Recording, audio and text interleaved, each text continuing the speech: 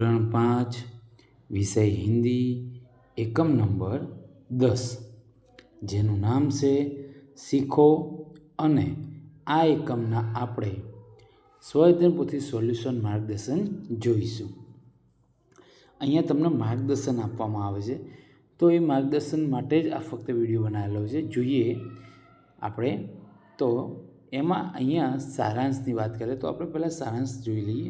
શું કહેશે कि इस कविता में प्रकृति को शिक्षक माना गया है.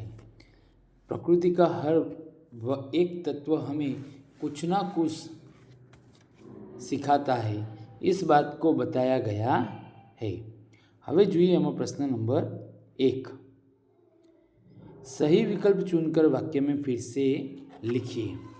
તો કહેશે કે સાચો વિકલ્પ શોધી અને લખવાનું છે.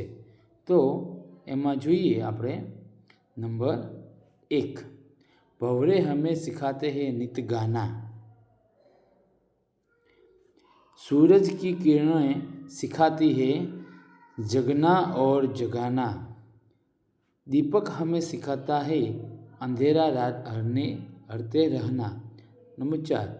पेड़ की झुकी डालियाँ हमें सिखाती है शीश झुकाना. नंबर 5. धुआं हमें सिखाता है ऊंचाई पर चढ़ना.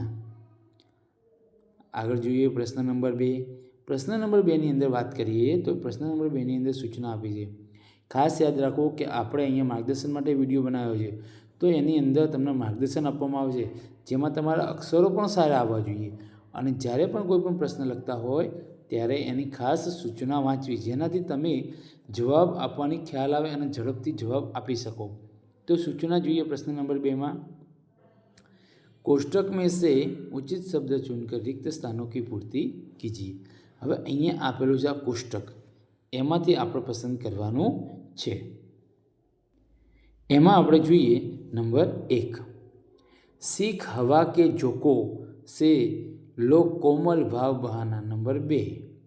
सूरज की किरणों से सीखो जगना और जगाना. लता और पेड़ों से सीखो सबको गले लगाना. दूध और पानी से सीखो मिलना और मिलाना. आगे से नंबर 5. तरु की झुकी डालियों से नित सीखो शीश झुकाना. और नंबर 6. जलधारा से सीखो आगे जीवन पथ पर बढ़ना. કાવ્યની અંદર જે પંક્તિઓ આપેલી છે એના આધારે જ આપણે આ ખાલી જગ્યાઓ પૂરી શકીએ છીએ. પ્રશ્ન નંબર 2ના નંબર જોઈએ 7. 7માં કહેશે કે धुएं से सीखो हरदम ऊंचे ही चढ़ना. फूलों से सीखो हंसते रहना. मछली से सीखो स्वदेश के लिए मरना. पृथ्वी से सीखो सबकी सेवा करना. प्रश्न नंबर 3. प्रश्न नंबर 3ની અંદર सूचना આપી છે કે कविता में से निम्नलिखित भावार्थ वाली पंक्तियाँ ढूंढकर लिखिए. એટલે અહીંયા આપણને જે આપેલી છે લાइन, એમાં કીધું કે हमें सबके साथ मिलजुल कर रहना चाहिए. तो इस भावार्थ वाली पंक्तियाँ कौन सी है, वो कविता में से हमें ढूंढना है. એમાં જોઈએ તો જે વાત કરી પહેલાં આપણે જોઈએ ફરીથી તો નંબર 1ની અંદર કીધું કે हमें सबके साथ मिलजुल कर रहना चाहिए. તો કઈ છે એમાં પંક્તિ? तो दूध तथा पानी से सीखो मिलना और मिलाना. नंबर 2ની અંદર हमें हर एक प्राणी की सेवा करनी चाहिए. तो कि पृथ्वी से सीखो प्राणी की सच्ची सेवा करना. नंबर 3ની અંદર કીધું છે કે सुख हो या दुख हो हमें हमेशा हंसते रहना चाहिए. तो फूलों से नित हंसना सीखो भंवरों से नित गाना. नंबर 4. हमें सबके साथ नम्रता से व्यवहार करना चाहिए. तो कैसे? तरु की झुकी डालियों से नित सीखो शीश झुकाना. नंबर 5. देश के लिए मौत का भी स्वीकार करना चाहिए. तो मछली से सीखो स्वदेश के लिए तड़प कर मरना. आगे જોઈએ પ્રશ્ન નંબર 4. પ્રશ્ન નંબર 4ની અંદર આપણને કીધું છે કે સહી જોડ મિલાઈએ. તો સહી જોડ મિલાવવા માટે એટલે કે જોડકા જોડવાના છે. અના બ સાથે જોડકા જોડવાના છે. તો નંબર 1 ફૂલ, એમાં આવશે ઈ. ત્યાર પછી નંબર 2 જલધારા, તો એમાં આવશે ડી, જીવન પથ પર આગે बढ़ना. સી 3 નંબર મછલી, તો એમાં આવશે એ, સ્વદેશ કે લીએ તડપ કર મરના. ચોથું છે પૃથ્વી, તો પૃથ્વીમાં આવશે સી, સેવા કરના. અને છેલ્લું છે ધુઆં, તો ધુઆંથી શીખવાનું છે ઉન્નતિ કરના. આગળ જોઈએ પ્રશ્ન નંબર 5. પ્રશ્ન નંબર 5ની અંદર સૂચના આપી છે. અગાઉ તમને કીધું છે સૂચના ખાસ ધ્યાનથી જુઓ. અને એના સિવાય મેં તમને હમણાં વાત કરી છે કે આપણા જે અક્ષર છે એ અક્ષર પણ સરસ અને સુંદર હોવા જોઈએ. અને હિન્દીમાં ઉપરની લીટીને અડાડીને લખવું જોઈએ. જો અહીંયા તમને નમૂના રૂપ આપેલું છે માર્ગદર્શન માટે જ. હવે જોઈએ આપણે પ્રશ્ન નંબર 5ની સૂચના કે કિસસે ક્યાં શીખીએ સોચ કર લીખીએ.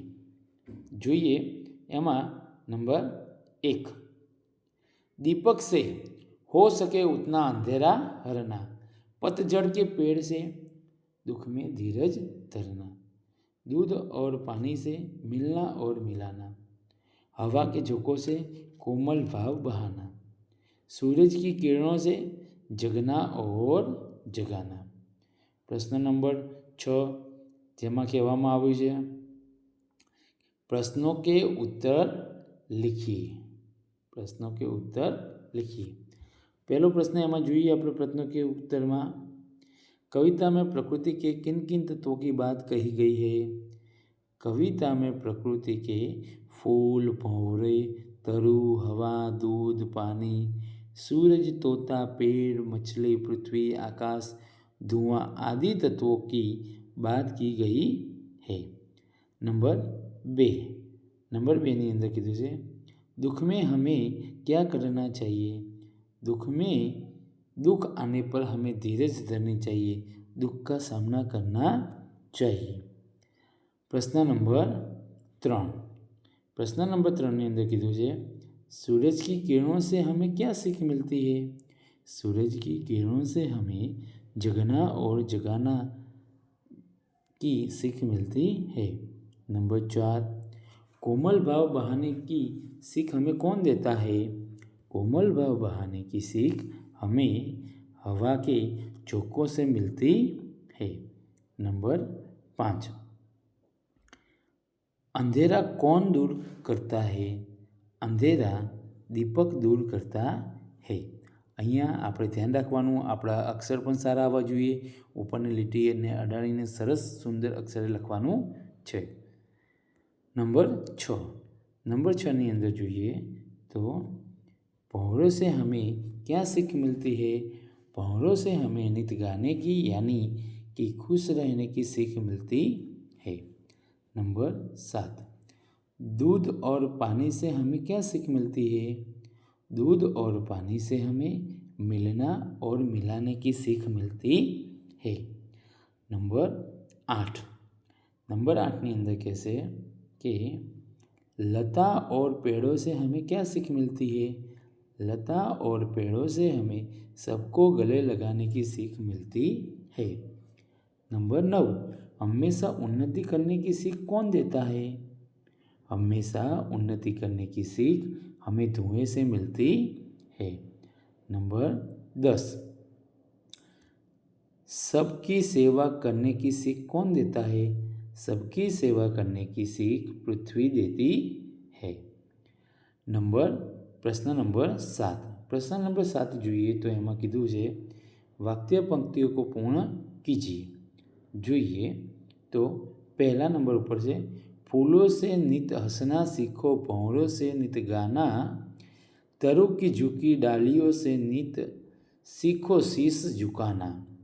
नंबर 2 मछली से सीखो स्वदेश के लिए तड़प कर मरना, पतझड़ के पेड़ों से सीखो दुख में धीरज धरना. આગળ જોઈએ નંબર 3 ની અંદર કીધું છે કે जलधारा से सीखो आगे जीवन पथ में बढ़ना, और धुएं से सीखो हरदम ऊंचे ही पर चढ़ना. પ્રશ્ન નંબર 8 જોઈએ. પ્રશ્ન નંબર 8ની અંદર સૂચના આપવામાં આવી છે કે मुहावरों के अर्थ लिखकर वाक्य में प्रयोग कीजिए. એટલે કે મુહાવરાના અર્થ આપવાના છે અને પછી એનો વાક્યમાં પ્રયોગ કરવાનો છે. જેમાં નંબર 1 જોઈએ તો નંબર 1માં કીધું છે शीश झुकाना. શું કીધું છે? शीश झुकाना. तो विनम्र होना. क्या होगा? शीश झुकाना तो થશે विनम्र होना. હવે એનું વાક્ય જોઈએ. हमें हमेशा बड़ों से शीश झुकाकर बात करनी चाहिए. नंबर 2 कोमल भाव बहाना मतलब सुंदर विचार प्रकट करना. वाक्य જોઈએ તો हवा के झोंकों से हमें कोमल भाव बहाने की सीख मिलती है. नंबर 3 ऊंचे चढ़ना उन्नति करना. धुएं से हमें ऊंचे चढ़ने की सीख मिलती है. प्रश्न नंबर 9. प्रश्न नंबर 9ની અંદર જોઈએ તો સૂચના છે કે વાક્યો में से संज्ञा ढूंढकर लिखिए. હવે આપણે આ વાક્ય છે એમાં જોઈએ નંબર 1 તો એમાં કીધું છે શેર જંગલ કા રાજા હે. તો એમાંથી લેવાનું શેર અને જંગલ એ એની સંજ્ઞા છે. એવી જ નંબર 2ની અંદર શું હશે તો કે ગુલાબચંદ અને પ્રામાણિક. नंबर 3માં શું નીકળશે? कच्छ में सफ़ेद रण है तो कच्छ और सफ़ेद. नंबर 4ની અંદર मीरा हरिद्वार जा रही है એમાં શું હશે તો કે મીરા અને હરિદ્વાર. આગળ જોઈએ 5 નંબરની અંદર તો કે નર્મદા बड़ी नदी है नर्मदा नदी. प्रश्न नंबर 10. प्रश्न नंबर 10ની અંદર સૂચના આપી છે કે काव्य पंक्तियों में से संज्ञा विशेषण और क्रियापद शब्द ढूंढ कर लिखिए. હવે આ કાવ્ય આપેલું છે એમાંથી આપણે સંજ્ઞા વિશેષણ અને ક્રિયાપદ શોધીને લખવાનું છે. તો એના આધારે આપણે અહીંયા જોઈએ તો આપણને જે સંજ્ઞા મળી છે સંજ્ઞાની વાત કરી એ મુજબ જે સંજ્ઞા મળી છે એમાં હવા, જોકે, भाव, दूध, पानी, दीपक, अंधेरा, पृथ्वी, प्राणी और सेवा. જેમાં વિશેષણ જે મળ્યું છે એમાં કોમલ और सच्ची. અને ક્રિયાપદની વાત કરીએ તો सीख, बहाना, मिलना, मिलाना, हरना, करना. આ વાત થઈ ક્રિયાપદની. હવે સૂચના છે કે ઉપરોક્ત શબ્દો કા પ્રયોગ કરકે વાક્ય રચના કીજીએ. એટલે કે અહીંયા જે આ શબ્દો આપેલા છે એનો આપણે વાક્યનો પ્રયોગ કરવાનો છે. જોઈએ તો એમાં અહીંયા આપણે નંબર 1 हवा. आज बहुत तेज हवा चल रही है. भाव हवा के झोंकों से कोमल भाव बहाना सीखे. दूध मनोज ने 5 लीटर दूध खरीदा. पानी तालाब में बहुत पानी था. दीपक दीपावली के दिन लोग दीपक जलाते हैं. अंधेरा राजवीर को अंधेरे से डर लगता है. पृथ्वी पृथ्वी पर कई चीज रहते हैं.